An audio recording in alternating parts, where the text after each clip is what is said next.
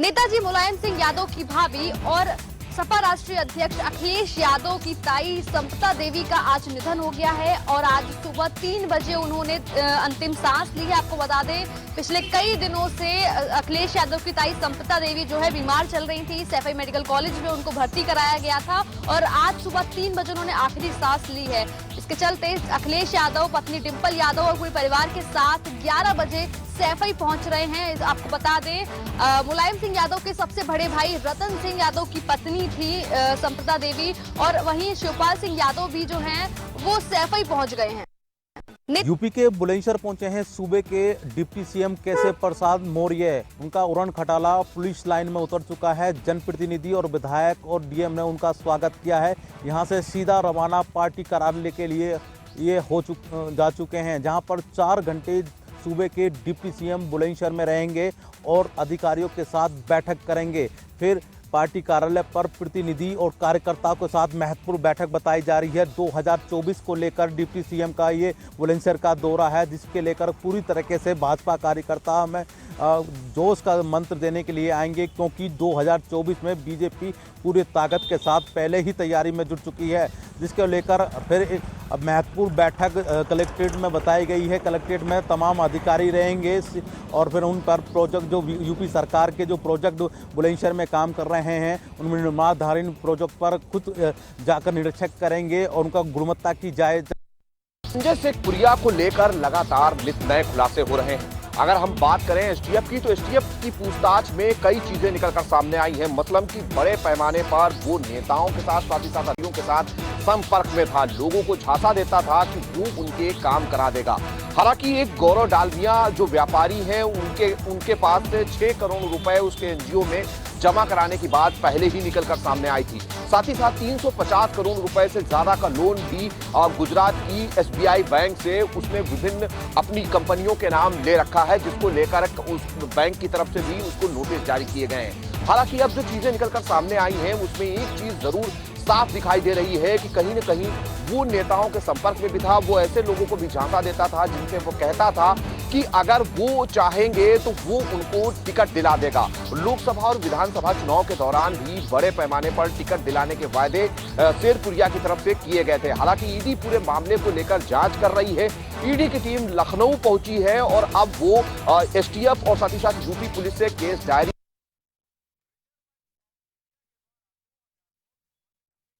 जैसे ही नोटिफिकेशन जारी किया गया तो लोगों में अफरा तफरी मच गई। मगर इस नोटिफिकेशन में यह बताया गया है कि 30 सितंबर तक लोग बैंकों में जाकर 2000 का नोट यदि है तो जमा कर सकते हैं। आज सुबह से ही बैंक में 2000 के नोट जमा होना शुरू हो गया है। ऐसे में लोग अपने खातों में पहुंचकर 2000 का जिसके पास भी नोट है वो जमा करते हुए भी नजर आ रहे हैं। वहीं आपको बता दें कि एक बार में यदि आप 2000 के नोट बैंक में जमा करना चाहते हैं तो 20,000 रुपए तक की राशि जमा की जा सकती है। ऐसे में आज सुबह से ही बैंकों में लोगों का आवागमन शुरू हो गया है। ऐसे में अब देखने वाली बात यह होगी कि 2016 में जिस तरीके से नोटबंदी हुई थी, ऐसे में इस बार 2000 के नोट को जिस तरीके से रोक लगाई गई है, ऐसे में लोगों को कितनी आसानी होती है इस पैसे को पुनः बैंकों तक पहुँचाने। जनपद पीलीभीत में प्रधानमंत्री के द्वारा शौचालय बनवाए गए, लेकिन उसके बाद भी यहाँ हर घर शौचालय हो इस व्यवस्था के तहत लगातार प्रयास भी किए गए, लेकिन उसके बाद 9,787 लोग जो परिवार थे उनके लिए शौचालय नहीं मिल पाए थे। तो वहीं सत्यापन के बाद सभी ब्लॉक विकास खंड से जो भी आवेदन किए गए थे वहाँ सत्यापन किया गया और सत्यापन के बाद वो मुख्यालय को रिपोर्ट भेजी गई थी। तो वहीं मुख्यालय ने 9,787 शौचालय का बजट जो है वो जारी कर दिया है, जिसका बजट जो है 11.74 करोड़ रुपए जनपद पीलीभीत के लिए शौचालय के लिए आया है। वहीं आपको बता दें कि जनपद पीलीभीत में जो शौचालय आए हैं, एक शौचालय के लिए 12,000 की राशि जो है वो तय की गई है, निर्धारित की गई है, जो पहली किस्त 6,000 रुपए होगी और बाद में दूसरी किस्त 6,000 रुपए होगी।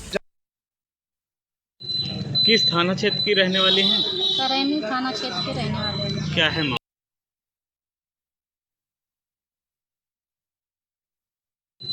किस थाना बात करते हैं सुल्तानपुर की, जहाँ जिलाधिकारी जसजीत कौर पूरी तरह से सख्त दौर में नजर आ रही हैं। यहाँ उन्होंने गुप्त रूप से जो सूचना प्राप्त की कि विद्यालय में, प्राथमिक विद्यालय में शिक्षक जो है वो ड्यूटी करने नहीं जाते हैं, वो अपने घर में बैठे रहते हैं और तनख्वाह ले लेते हैं सरकार से। ऐसे शिक्षकों के लिए उन्होंने नकल कसने का प्रयास किया और उन्होंने बलदीना थाना क्षेत्र में एक औचक निरीक्षण किया। औचक निरीक्षण में उन्होंने पाया कि 16 शिक्षक जो है वो गैर हाजिर थे। जब उन गैर हाजिर शिक्षकों से बात की गई और डीएम ने उनसे बात किया तो उन्होंने ये बताया, अपने सफाई में उन्होंने ये बात कही कि हम चुनाव ड्यूटी में लगाए गए थे इसलिए हम स्कूल नहीं आ सके। लेकिन इस पर डीएम जगदीश कौर ने बात नहीं मानी और दीपिका चतुर्वेदी बेस्से को एक मजिस्ट्रेट को जांच रिपोर्ट सौंपने के लिए कहा है। उन्होंने ये कहा है कि इसकी जांच करके ये बताया जाए, उसकी क्रॉस चेकिंग की जाए कि क्या जो ये लोग कह रहे हैं वो सही कह रहे हैं, अन्यथा नहीं। यदि वो सही कह रहे हैं तब तो उचित है, लेकिन अगर अन्यथा वो सही नहीं कह रहे हैं तो उन सब के विरुद्ध कार्रवाई की जाएगी। बताते चलें कि जिस तरह से डीएम जगदीश कौर ने ये कार्रवाई करने की बात कही है, उसको देखते हुए कहना गलत ना होगा। जिस तरह से शिक्षक यहाँ पर ड्यूटी ज्वाइन तो कर चुके हैं, लेकिन अभी तक उन्होंने विद्यालय जाकर के शिक्षक के कारण नहीं किया है और वो अपने घर में बैठे रहते हैं। अब देखना ये होगा जिलाधिकारी जगदीश कौर किस तरह से इन सब लोगों पर लगाम लगाती हैं और किस तरह से इन लोगों पर नकल कस के इन लोगों को सरकार के लिए प्रेरित। बाराबंकी में बुक सेलर की दबंगई आई सामने। 5 रुपए की कॉपी 20 रुपए में बेची। शिकायत करने पर बुक सेलर ने जमकर लाठी डंडों से बच्चे के अभिभावक की कर दी पिटाई। पूरा मामला जनपद बाराबंकी के रामनगर का है, जहां पर अवस्थी बुक सेलर के दबंगई देखने को मिली, जो एक वीडियो सोशल मीडिया पर जमकर वायरल हो रहा है। आपको बताते चलें, दरअसल अवस्थी बुक डिपो के द्वारा 5 रुपए की कॉपी 20 रुपए में एक बच्चे को बेची गई, जिसके बाद बच्चे के अभिभावक दुकान पर शिकायत करने पहुंचे। वहीं शिकायत से नाराज बुक सेलर व उसके स्टाफ की दबंगई देखने को मिली। बुक सेलर ने अभिभावक की लाठी डंडों व ईंटों से जमकर पिटाई शुरू कर दी, जिसका वीडियो वहां पर पास में मौजूद किसी व्यक्ति ने बना लिया और अब सोशल मीडिया पर जमकर वायरल हो रहा है। वहीं पीड़ित ने रामनगर थाने में तहरीर देकर बुक सेलर पर कार्रवाई की मांग की है। फिलहाल पुलिस संपूर्ण मामले में जांच पड़ताल में। मुजफ्फरनगर के नई मंडी थाना क्षेत्र के सिसोना मार्ग पर देर रात पुलिस और बदमाशों के बीच मुठभेड़ हुई है। इस मुठभेड़ में एक शातिर बदमाश साजिद नाम का बदमाश है, जिसको गोली लगी है और गोली लगने के बाद पुलिस ने उसे दबोचा है। इस शातिर बदमाश के पास से पुलिस ने एक सेंट्रो कार और एक तमंचा और कुछ कारतूस भी बरामद किए हैं। इसका एक साथी जो है आरिफ नाम का बताया जा रहा है, वो भागने में सफल रहा। हालांकि पुलिस ने उसे पकड़ने के लिए काफ़ी देर जंगलों की खाक छानी और कॉम्बिंग अभियान भी चलाया, लेकिन अंधेरे का फायदा उठाते हुए बदमाश का जो साथी है वो भागने में सफल रहा। ये जो पकड़ा गया बदमाश है साजिद, ये एक मोबाइल टावरों से बैटरियां चोरी करने का काम किया करता था और विभिन्न थानों में इस पर 1 दर्जन से ज़्यादा मुकदमे दर्ज है और एक बड़ी सफलता मुजफ्फरनगर पुलिस के हाथ लगी है। मुजफ्फरनगर के नई मंडी थाना क्षेत्र के सिसोना मार्ग पर देर रात पुलिस और बदमाशों के बीच मुठभेड़ हुई है। इस मुठभेड़ में एक शातिर बदमाश साजिद नाम का बदमाश है, जिसको गोली लगी है और माइलस्टोन 70 के पास आज भीषण सड़क हादसा हो गया, जिसमें एक बस रोड पर खड़ी थी और पीछे से तेज रफ्तार में आ रही बस ने टक्कर मार दी। मौके पर ही एक व्यक्ति की मौत हो गई और लगभग 2 दर्जन से अधिक लोग घायल हुए, जिसमें 4 लोगों की हालत गंभीर बताई जा रही है। मौके पर पहुंचे स्थानीय लोगों ने बसों में बैठे यात्रियों को निकाला और इसके अलावा वहां मौके पर पुलिस भी पहुंची और पुलिस ने जो घायल लोग हैं उनको जिला चिकित्सालय पहुंचाकर उनको एडमिट कराया है, उनका उपचार किया जा रहा है। लेकिन बात करें अगर यमुना एक्सप्रेस वे की, यहाँ पर आए दिन कोई ना कोई सड़क हादसा होता रहता है, इसके लेकर कोई कभी व्यापक इंतजाम नहीं किए गए हैं। आज जो व्यक्ति की मृत्यु हुई है अभी उसकी शिनाख्त नहीं हो पाई है, उसके बारे में जानकारी नहीं मिली कहाँ के हैं। लगभग बस में, दोनों बसों में 100 लोग मौजूद थे। आगरा से नोएडा की तरफ बस जा रही थी। शहर में लगी पानी के लिए लंबी लाइन है। जी हाँ, आपको बताते चलें बिजनौर में आज सुबह पाइपलाइन फटने से इतनी बड़ी आकार मच गई कि आज हर जगह लाइनें लगी हुई हैं। इन लाइनों का मुख्य कारण ये है कि बिजनौर में जैसे सुबह पाइपलाइन फटी है, उसके बाद लोगों को पता चला और लोगों ने पानी भरने के लिए डब्बे में बाल्टी हर चीज़ का इस्तेमाल कर पानी भरना शुरू कर दिया, क्योंकि आज सुबह से लेकर शाम तक पानी नहीं आएगा। नगर पालिका की तरफ से नोटिस जैसे ही नोटिस ग्रुप में गिरा, तुरंत बिजनौर में आती लाइनें लगनी शुरू हो गई। आप देख सकते हैं बिजनौर में किस प्रकार पानी की किल्लत है और कैसे हाहाकार मचा हुआ है। इसका मुख्य कारण यही है कि बिजनौर में नहीं, पूरी यूपी में नहीं, पूरी इंडिया में ही गर्मी हो रही है और उसका असर इस कदर देखने को मिल रहा है, क्योंकि इस समय अगर गर्मी से निजात मानी है तो पानी का इस्तेमाल करना पड़ेगा। इसीलिए लोगों ने पानी को इकट्ठा करना शुरू कर दिया। आप देख सकते हैं किस तरह बिजनौर में लाइनें लगी। सोने के लिए 2 युवकों का पुलिस की जीप में बैठकर वीडियो बनाना भारी पड़ गया है।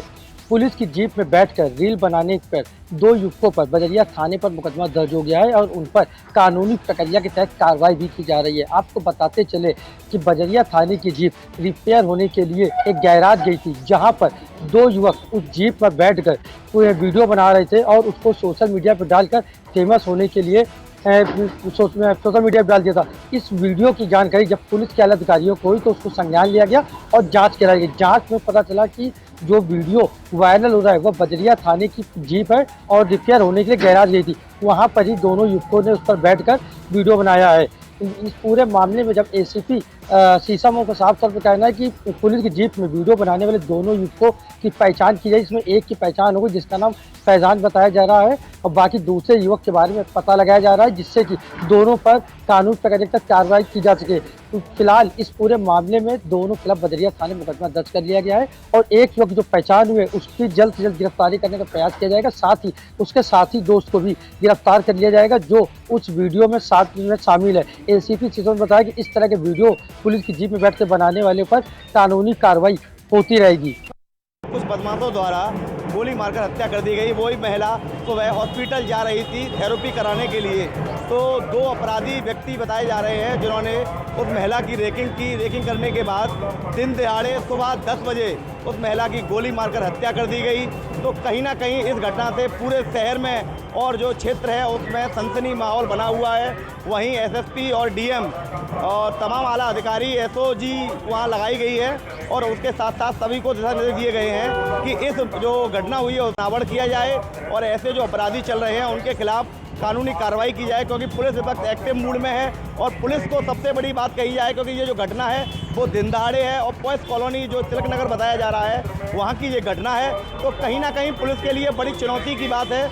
उससे कहीं ना कहीं शासन प्रशासन की जो कमियां हैं वो दिखाई दे रही हैं, क्योंकि जो एक बड़ी घटना है इसको अंजाम दिया गया है। राजधानी की अगर हम बात करें तो बीते 24 घंटे में करीब आधा दर्जन आग लगने की घटनाएं सामने आई हैं। आज सुबह की अगर हम बात करें तो अमीनाबाद में उस वक्त हड़कंप मचा जब गड़बड़ झाला मार्केट में आग लग गई। हालांकि मौके पर फायर विभाग ने तत्परता दिखाते हुए आग को बुझा लिया है और आग बुझाने से पहले एक दुकान का जो सामान था वो जलकर राख हो गया है। देखना होगा कि लगातार बढ़ते हुए तापमान के कारण जिस तरीके से आग लगने की घटनाएं सामने आ रही हैं, आग ना लगे इसको लेकर आम जनमानस कितना जागरूक होता है और क्या उपाय अपनाता है। अमूमन देखा जाता है कि जब बढ़ती हुई गर्मी होती है, तापमान बढ़ता है, तो ऐसी स्थितियों में उत्तर प्रदेश के तमाम जनपदों से लगातार आग लगने की सूचनाएं सामने आती हैं। हाथरस के सादाबाद में एक पति पत्नी के बीच झगड़ा हो गया। आपसी झगड़ा इतना बढ़ गया कि पति ने पेट्रोल डालकर खुद को आग लगा ली। आनन फानन में परिजन उसको उपचार के लिए सामुदायिक स्वास्थ्य केंद्र लाए, लेकिन डॉक्टरों ने उसको गंभीर हालत देखते हुए आगरा रेफर कर दिया। बताते हैं कि घरेलू विवाद को लेकर पति पत्नी में कहासुनी चल रही थी। इसी बात से उत्तेजित होकर पति ने अपने ऊपर पेट्रोल डालकर आग लगा दी, जिससे हड़कंप मच गया। पत्नी और अन्य परिजन तत्काल उसे जिला अस्पताल लेकर आए, लेकिन उसे सामुदायिक स्वास्थ्य केंद्र से आगरा रेफर कर दिया है, जहाँ उसकी हालत चिंताजनक बनी हुई है। हाथरस के सादाबाद में एक पति पत्नी के बीच झगड़ा हो गया। आपसी झगड़ा इतना बढ़ गया कि पति ने पेट्रोल डालकर खुद को आग लगा ली। आनन फानन में परिजन उसको उपचार के लिए सामुदायिक स्वास्थ्य केंद्र लाए, लेकिन डॉक्टरों ने उसको गंभीर हालत देखते हुए आगरा रेफर कर दिया।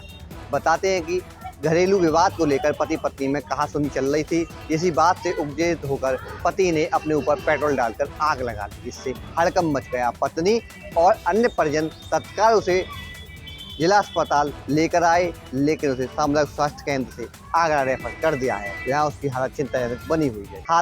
कासगंज के नरदौली गांव में आग का तांडव देखने को मिला है, जहां अज्ञात कारणों के चलते एक झोपड़ी में भीषण आग लग गई। आग लग जाने से उसके अंदर सो रहे 4 लोग गंभीर रूप से घायल हो गए। आनन फानन में उन्हें कासगंज के जिला अस्पताल में भर्ती कराया गया है, जहां पर उन सभी लोगों का उपचार चल रहा है।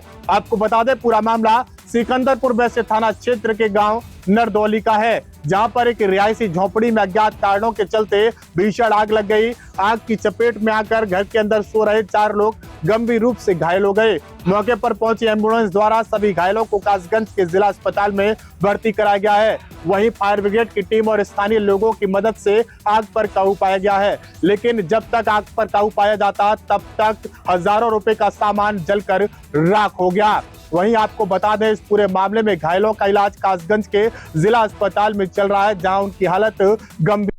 कन्नौज में एक बार फिर दिखा तेज रफ्तार का कहर। अनियंत्रित तेज रफ्तार रोडवेज बस ने बाइक सवार को टक्कर मार दी, जिसमें बाइक सवार 2 युवकों की मौके पर ही मौत हो गई, वहीं 2 युवक गंभीर रूप से घायल हो गए।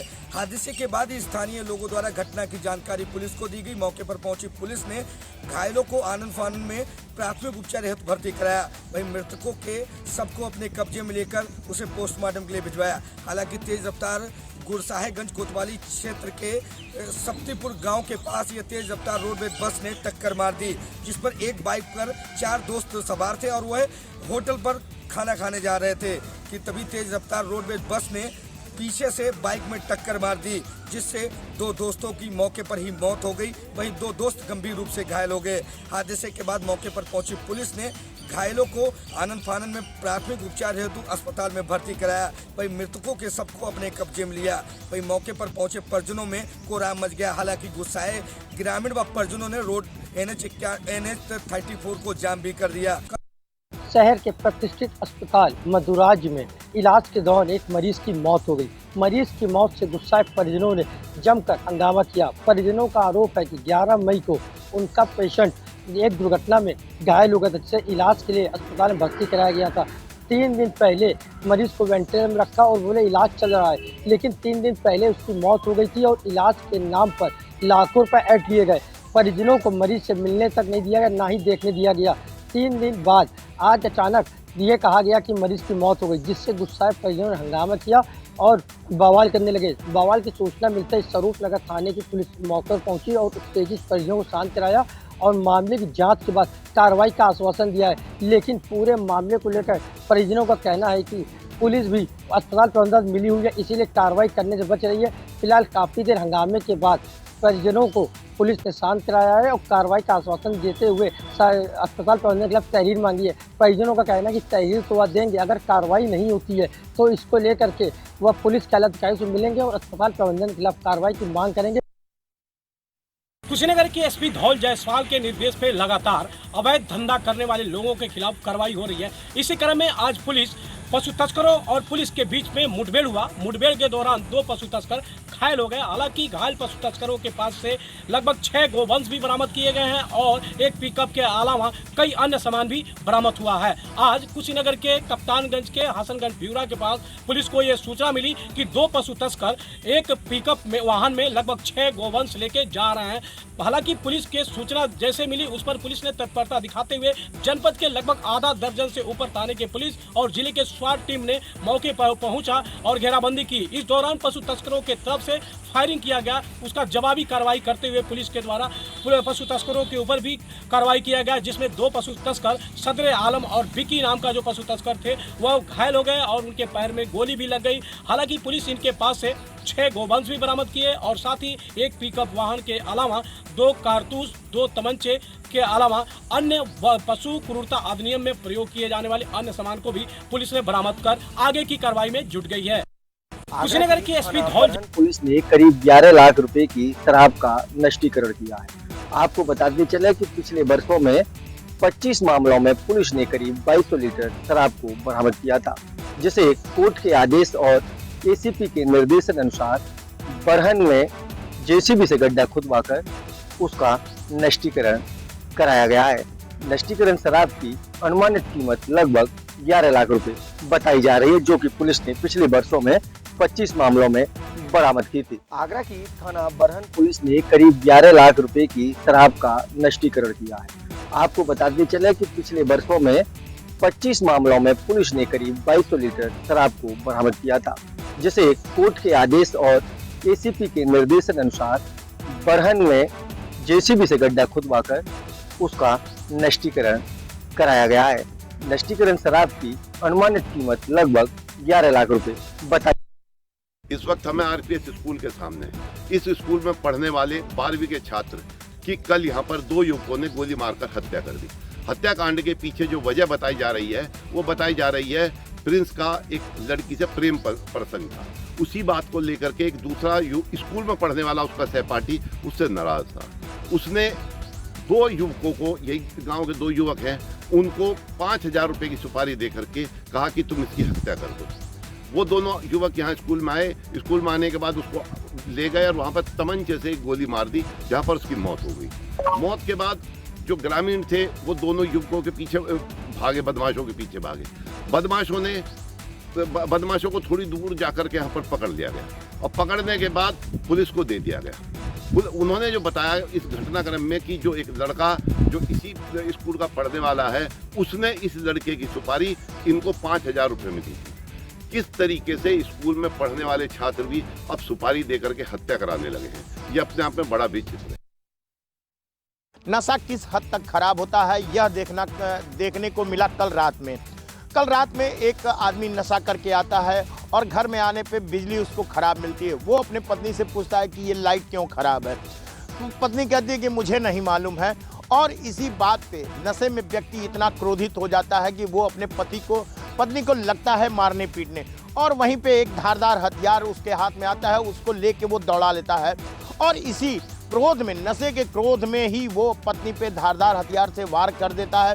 और उसकी पत्नी इतने पे भी नहीं, वो मानता है नशे की हालत में तो लाठी डंडे से भी अपनी पत्नी को बहुत मारता है, जिसकी वहीं पे इतनी हालत खराब हो जाती है कि उसके परिवारजन उसको लेके अस्पताल जाते हैं, जहां उसको बताया जाता है कि वो मृत्यु हो गई है, जिससे कहा जाता है कि नशा करना ही बहुत ही खराब है। नशा भूमाफियाओं से परेशान युवक ने जिलाधिकारी कार्यालय पहुंचकर आत्मदायकी की कोशिश मचा हड़कंप। आपको बता दें कि झांसी के प्रेमनगर थाना क्षेत्र के गड़िया गांव के युवक ने आज जिलाधिकारी कार्यालय आकर न्याय की गुहार लगाई और उसने बताया है कि उसके साथ वहीं के भूमाफिया उसकी ज़मीन पर जबरन कब्जा कर रहे हैं, जिसकी स्थानीय थाना पुलिस कोई भी सुनवाई नहीं कर रही है, जिसको लेकर उसने जो स्थानीय थाना है उसमें भी प्रार्थना पत्र दिया था और इसके बावजूद भी स्थानीय पुलिस उसकी कोई सुनवाई नहीं कर रही है, जिसको लेकर आज वह जिलाधिकारी कार्यालय पहुंचा है, जहां उसने तेल डालकर आत्मदाह करने की कोशिश की। वहीं मौके पर लोगों के द्वारा उसे बचाया गया है, जिसके बाद उसने जिलाधिकारी से सही ढंग से जांच कर न्याय की मांग की है। दिल्ली से सटे नोएडा हाईटेक सिटी में लगातार पालतू कुत्तों का आतंक देखने को मिल रहा है। हालांकि मामला बीते दिनों का है। रिटायर्ड कर्नल पुत्र वधू के साथ मार्केट में घूमने गए थे, जिस दौरान में कहीं ना कहीं पालतू कुत्ते ने हमला कर दिया और हमले के बाद पुत्र वधू जो घायल हो गई। हालांकि आनन फानन में उसे अस्पताल में भर्ती कराया गया, जिसके बाद उपचार होने के बाद रिटायर्ड कर्नल ने लिखित पुलिस को शिकायत की। लेकिन जिस तरीके से देखा जाए, नोएडा में लगातार जो पालतू और आवारा कुत्तों का आतंक देखने को मिल रहा है। दिल्ली से